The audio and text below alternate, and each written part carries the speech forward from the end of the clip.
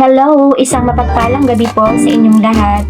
Most especially to those who are living here in the Philippines. Ito po kasi sa amin ay gabi na. And to those who are living from different countries and continents. Hello there! I hope everyone is doing well as of the moment. Sa mga oras po ito, isa naman po very inspiring video ang inyong maririnig.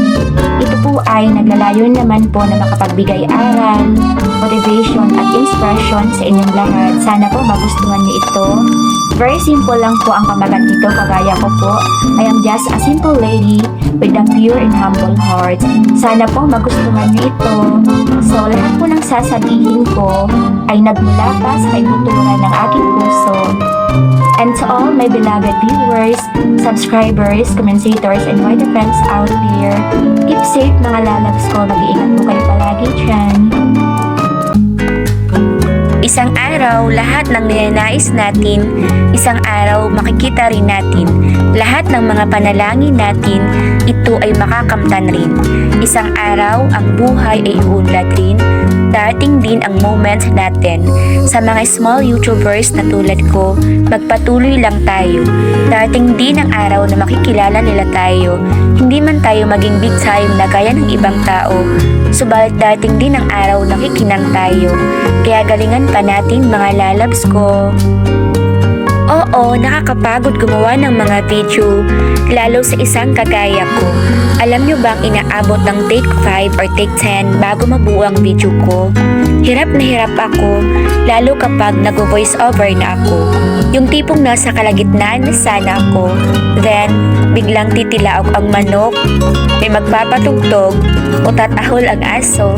Minsan naman may dadaang sasakyan sa tapat ng aming bahay, then may bigla-bigla na lang sisigaw. Yes po, ganyan talaga yung struggle ko. Ang tagal bago mabuo. Yes, indeed. Totoo yan mga lalabs ko. As in, ang hirap. Kasi yung seryoso ka na, diba? Seryoso ka nang magsalita. Seryoso ka nang mag-voice over. Tapos, out of the blue, bigla na lang titilaok yung manok, biglang tatahol yung aso. Ang hirap, pero no choice eh. Minsan, napapakamot na lang ako. Sabay masambit ko ito. Hay, ang hirap talagang gumawa ng video. Pero sige lang dyan, kahit umabot ka pa ng take 10, lahat ng pagod mo ay magbubunga rin.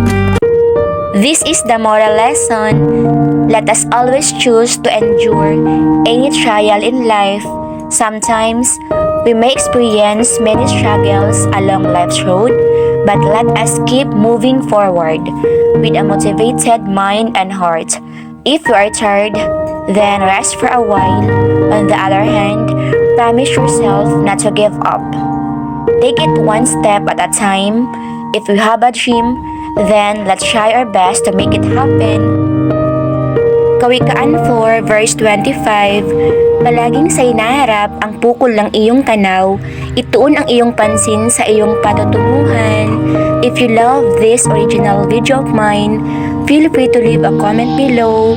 Once again, darating din ang araw na makikilala ka. Darating din ang araw na lahat ng ginagawa mo ay magkakaroon ng kabuluhan at saysay. Hangad ko palagi ang inyong kaligayahan at kaligtasan. Hanggang dito na lang po muna.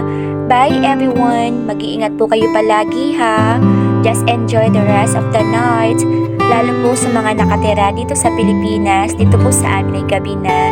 At sa mga nasa ibang bansa, mag-iingat kayo palagi dyan. At bago pala ako tuluyang magtapos, I would like to give a special thanks sa taong ito. Siya po ay bago lang dito sa aking YT channel pero talaga namang napaka-legit niya, wagas ko makasupport. At nagugulat na lang ako, nakikita ko na lang, nakashared na pala yung aking video.